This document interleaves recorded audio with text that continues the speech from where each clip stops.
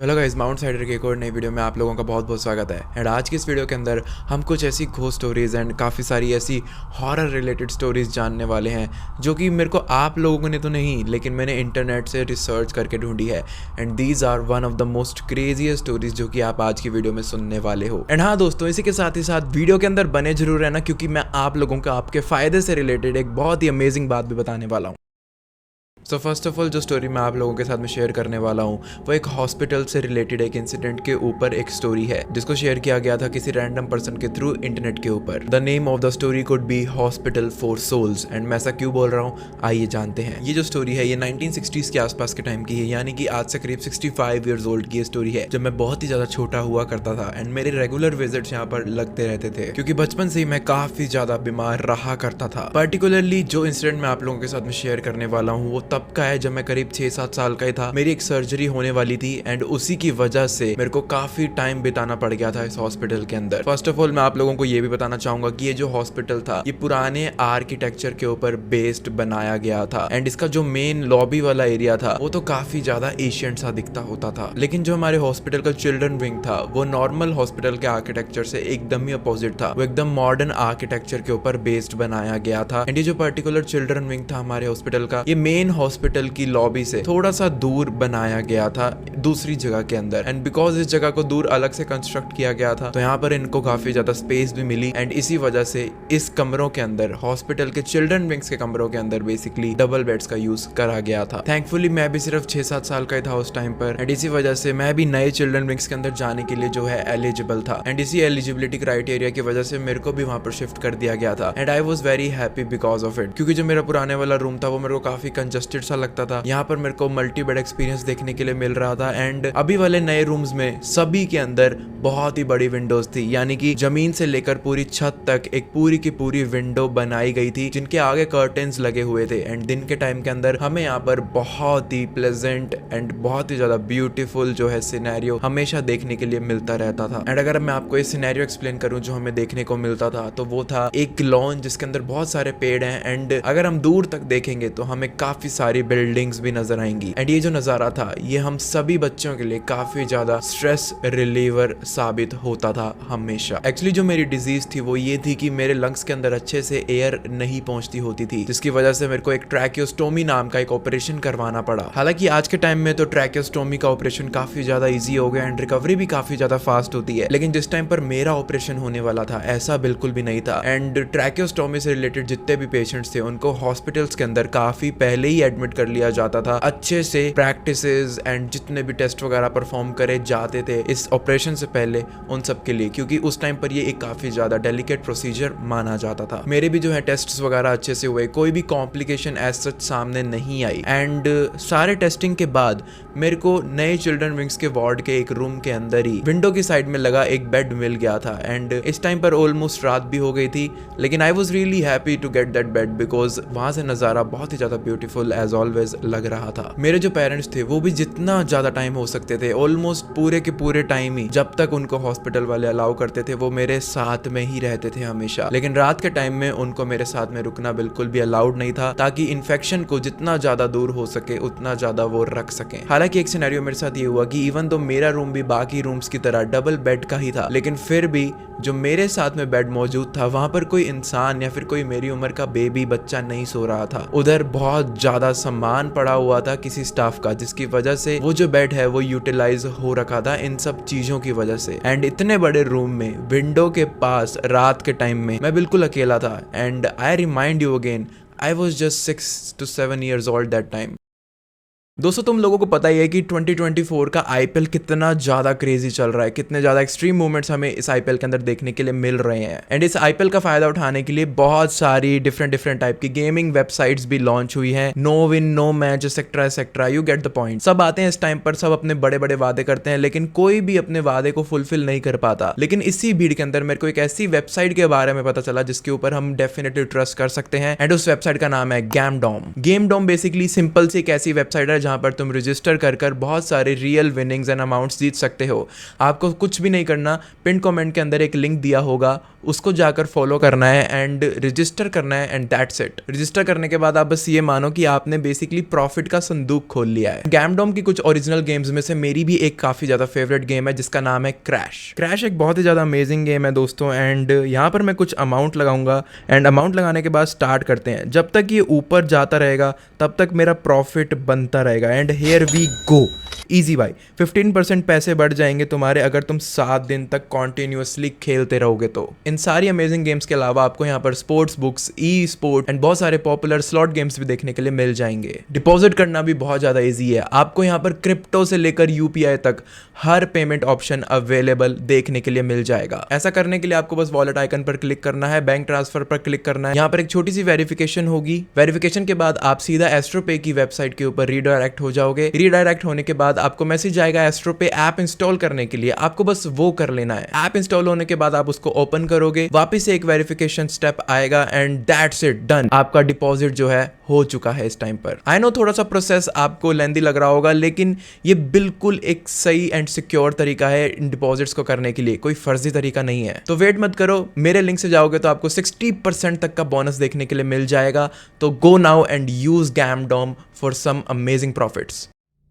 मेरे पेरेंट्स जैसे ही मेरे को गुड बाय बोलकर चले गए तो मुझे काफ़ी ज़्यादा अलोन सा फील हो रहा था एंड मैं वैसे भी कोई इतना ज़्यादा बहादुर बच्चा नहीं था कि मैं इस सारी चीज़ों को अकेला हैंडल कर सकता था। सर्जरी के बारे में सोच कर मैं वैसे ही बहुत ज़्यादा डरा हुआ था एंड अब इस टाइम पर मेरे को ये अकेले रहने वाला डर भी अंदर बहुत ही ज़्यादा लग रहा था अपने। जब मैं अपने इंट्रूसिव थॉट्स के अंदर एकदम घुसा हुआ था तब मैं सोचता हूँ कि इन सबसे बाहर निकलने के लिए मैं अपने खिलौनों से, जो भी मेरे पेरेंट्स मेरे को टॉयज एंड गिफ्ट्स वगैरह दे के गए हैं, मैं उनके अंदर अपना टाइम स्पेंड कर लेता हूँ। एंड कुछ हद तक ये चीज काम भी करी, बिकॉज ऐसा करने पर थोड़े टाइम के लिए मेरा ध्यान उन थॉट से काफी ज्यादा हट गया था। लेकिन फिर इतने में ही मैं देखता हूँ कि जो नर्स होती हैं उस वार्ड एरिया की, वो आती है मेरे रूम में एंड लाइट्स ऑफ कर चली जाती हैं and tells me to sleep properly because कल तुम्हारी सर्जरी है। हालांकि मैंने एक चीज नोटिस करी कि जो नर्स हैं वो कमरे की लाइट्स को तो ऑफ कर गई लेकिन विंडोज की ब्लाइंड्स को जो है डाउन करना भूल गई थी। एंड मैं तब इतना छोटा था कि मैं खुद से विंडोज की ब्लाइंड्स डाउन कर भी नहीं पाता। पूरे वार्ड के अंदर अनाउंसमेंट हो गई थी कि सभी बच्चों को टाइम से सो जाना चाहिए। मैं भी इस रूल को फॉलो करने ही वाला था बिकॉज एज सच मेरे पास भी कुछ करने को था नहीं, तो मैं ऐसा करके कुछ देर के लिए तो सो जाता हूँ। लेकिन फिर मेरे को यहाँ पर बहुत ही ज्यादा अजीब सपने आने शुरू हो जाते हैं, कुछ ऐसे सपने जिससे लिटरली मेरी पूरी बॉडी शेक कर रही थी रियल वर्ल्ड के अंदर। एंड ऐसे सपनों की वजह से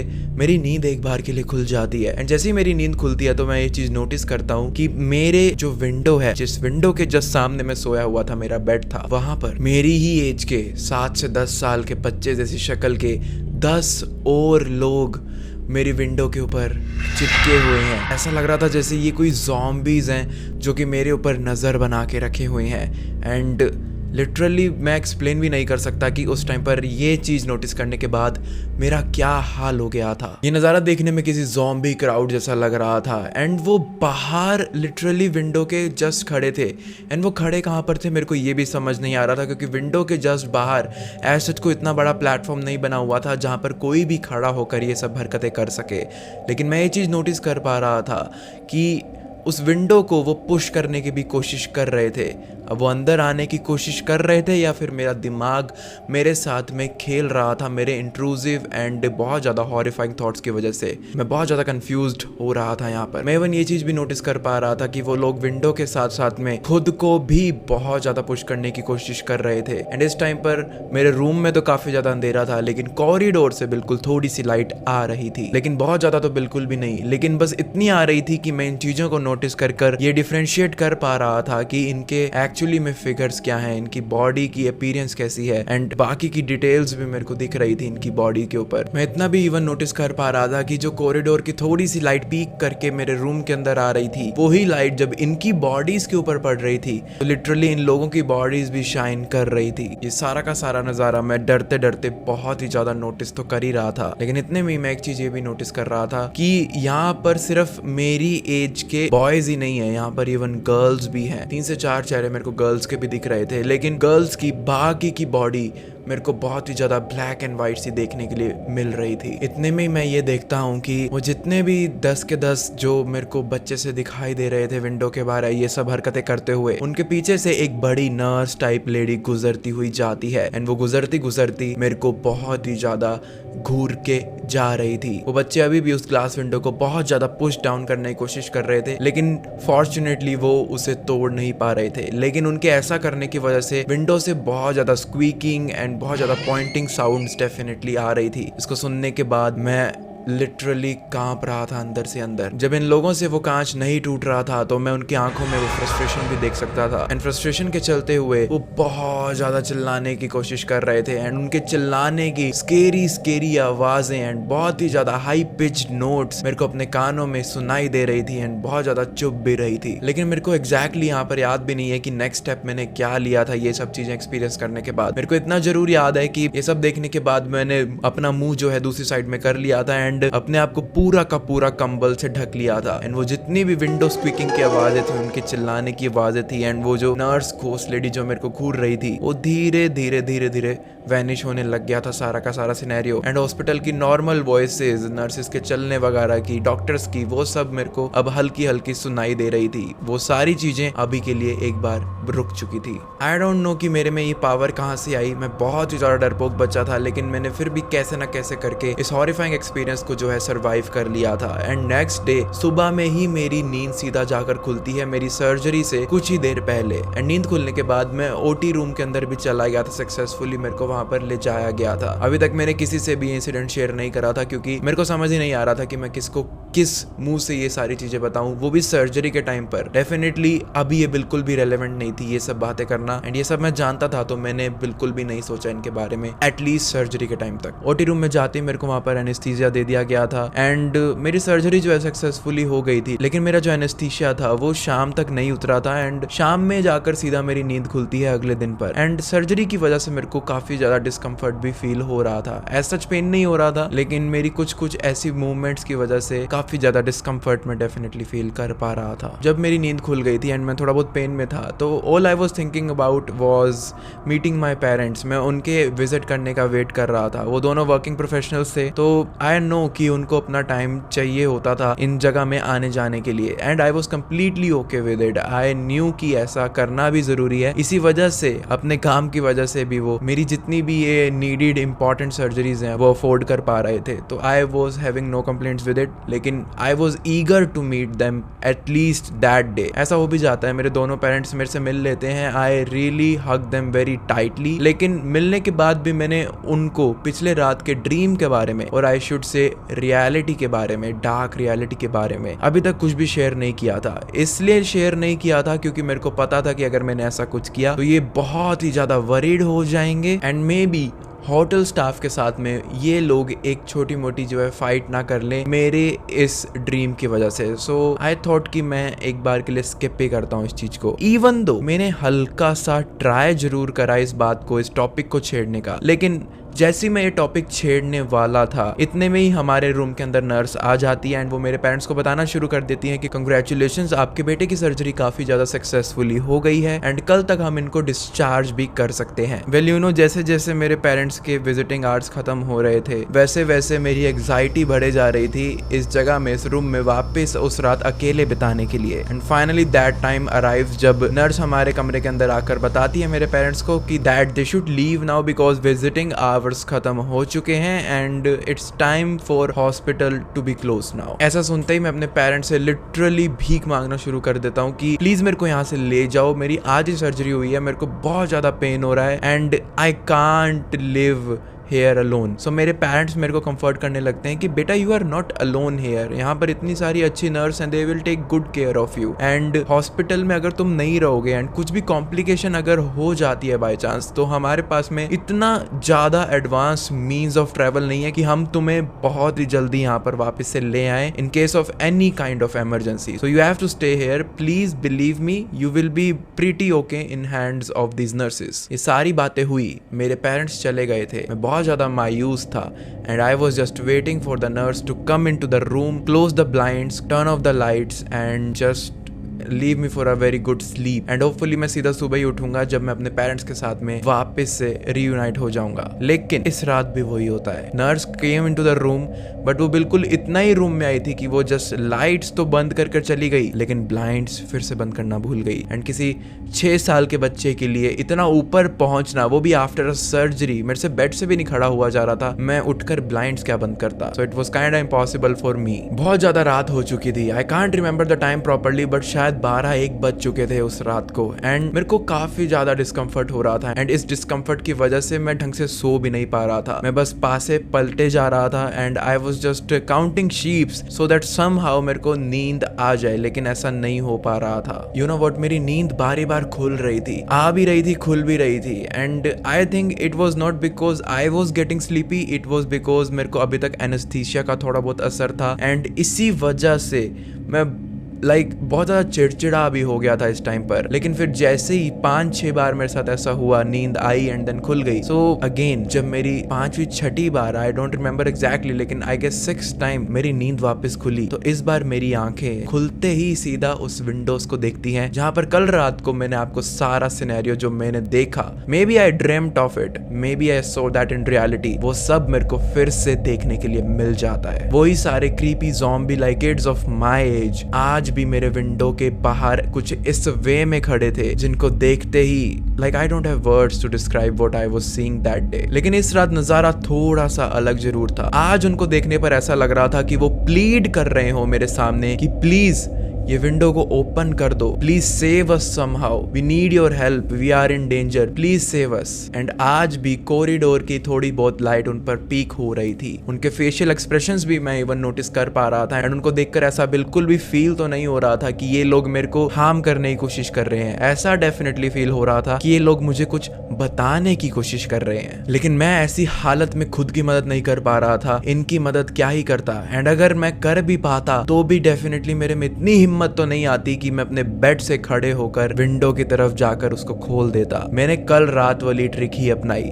मैं दूसरी तरफ फटाफट मुंह कर चुका था इस टाइम पर, पूरी तरह अपने आप को अपने ब्लैंकेट से लपेट चुका था एंड थैंकफुली ऐसा करते ही मेरे को बहुत ही ज्यादा गहरी नींद finally in the 7th attempt आ चुकी थी। उस नींद की वजह से मैं सीधा सुबह जाकर ही उठता हूँ। काफी लेट उठा मैं अपने यूजुअल टाइम से एंड जब मैं उठा तो मेरे पेरेंट्स मेरे बिल्कुल सामने ही बैठे थे एंड वो मेरे लिए बहुत सारी ऐसी चीजें भी लेकर आए थे खाने पीने की जो कि डॉक्टर्स ने अलाउ करी थी, सच एज आइसक्रीम वगैरह। एंड मैं बहुत ज्यादा खुश हुआ उनको देखकर एंड आइसक्रीम वगैरह को एंजॉय करके। आइसक्रीम खाकर मैं इतना ज्यादा खुश हो गया था कि ये सारा सिनेरियो जो मैं नोटिस कर रहा था वो मैं एक बार के लिए भूल ही जाता हूँ। लेकिन आप लोग मेरी स्टोरी सुनकर डेफिनेटली ये फील कर रहे होंगे कि मे बी वो जितने भी लोग थे वो कोई प्रैंकस्टर वगैरह होंगे, मे बी दूसरे वार्ड्स के बच्चे ऐसा कुछ ड्रेसअप करके मेरे सामने आ रहे थे एंड मेरे को डराने की कोशिश कर रहे थे। मे बी ये जस्ट मेरा एक ड्रीम होगा। लेकिन यू नो जब मैं थोड़ा बड़ा हो गया था, अराउंड 15-16 ईयर्स का, जब मैं टीनेजर था एक प्रॉपर, तब मैंने इस जगह के बारे में थोड़ी सी और रिसर्च करी and I am really sorry, लेकिन मैं इस जगह को डिस्क्लोज नहीं कर सकता फॉर ऑब्वियस रीजंस, वरना मेरे ऊपर काफी ज्यादा इश्यूज हो जाएंगे बिकॉज आज भी ये जगह ऑपरेशनल है। बट मैं आपको इतना जरूर बता सकता हूँ कि जहाँ पर ये नया चिल्ड्रन वार्ड्स बना था, यहाँ पर पहले एक ऐसी फैमिली रहा करती थी जो कि माना जाता है कि ब्लैक मैजिक एंड बहुत ही ज्यादा एक कल्ट फैमिली थी, बेसिकली प्रॉपर कल्ट फैमिली, जिन्होंने न जाने कितने छोटे बच्चों का, मेरी उम्र के बच्चों का मर्डर करा है अपने डिजायर्स को पूरा करने के लिए। एंड वो डिजायर्स भी जब मैंने थोड़े से एक्सप्लोर करने की कोशिश करे तो कुछ कॉन्स्पिरेसीज मेरे को ऐसे मिली जिससे मेरे को पता चला कि कईयों को ऐसा लगता था कि इन लोगों का, इन बच्चों को मारने के बाद वो इमॉर्टल बन जाएंगे। कईयों को ऐसा लगता था कि वो सबसे ज्यादा शक्तिशाली बन जाएंगे। बेसिकली वही सारी नीड्स जो कि किसी भी इंसान को बहुत ज्यादा सुपीरियर बना देगी दूसरों से, वो सब इस फैमिली को चाहिए था। लेकिन ऐसा करने के बाद आई डोंट थिंक उनको मरने के बाद भी पीस मिला। एंड जो बच्चों को उन्होंने मारा, आई थिंक वो अपने साथ उनको भी कभी पीस नहीं दिलवा पाएंगे। एंड इसी वजह से शायद मैं वो चीज़ें एक्सपीरियंस कर रहा था एंड इसी वजह से वो उन बच्चों की स्पिरिट रोज उस कमरे के विंडो पर आती है हेल्प मांगने के लिए कि even though they are dead, they are still trapped with that family and they need immediate help to get released from their power. And ये जो एंटिटीज एंड ये जो क्रिएचर्स मेरे को दिख रहे थे, ये शायद मेरे को इसी वजह से उस मिरर, उस बड़े सी विंडो की वजह से दिख रहे थे, because they are now in the other part of the world. So I really hope दोस्तों कि आपको ये वाली जो हॉरर स्टोरी है पसंद आई होगी। वैसे मैं आप लोगों को फिर से बताना चाहूंगा कि अगर आप अपनी खुद की हॉरर स्टोरीज, आपके साथ में कोई इंसिडेंट हुआ है, वो मेरे साथ में शेयर करना चाहते हो, so I have a second channel also जिसका नाम है माउंट ब्लैक, एंड उस चैनल के ऊपर मैं आप लोगों की हॉरर स्टोरीज भी इवन कवर करता हूँ and the most horrific way possible, जितना भी ज्यादा मैं कर सकता हूँ। एंड उस चैनल की वीडियोस भी आप लोगों को बहुत ज़्यादा पसंद आती हैं। सो व्हाई नॉट आप माउंट ब्लैक को एक बार देखो, एंड अगर आपको पसंद आता है तो सब्सक्राइब भी जरूर कर देना वहाँ पर, क्योंकि उधर भी बहुत कंटेंट आता रहता है हॉरर से रिलेटेड। आई डोंट थिंक आप मिस करना चाहोगे। एनीवेज, अगर आप माउंट साइडर पर भी ऐसी वीडियोस देखते रहना चाहते हो तो आप बस चैनल को सब्सक्राइब करके रख लो एंड बाकी सब आप मेरे पर छोड़ दो। ऑल्सो गैमडॉम को चेकआउट करना बिल्कुल भी मत भूलना, लिंक जो है पिन कमेंट के अंदर आपको देखने के लिए मिल जाएगा।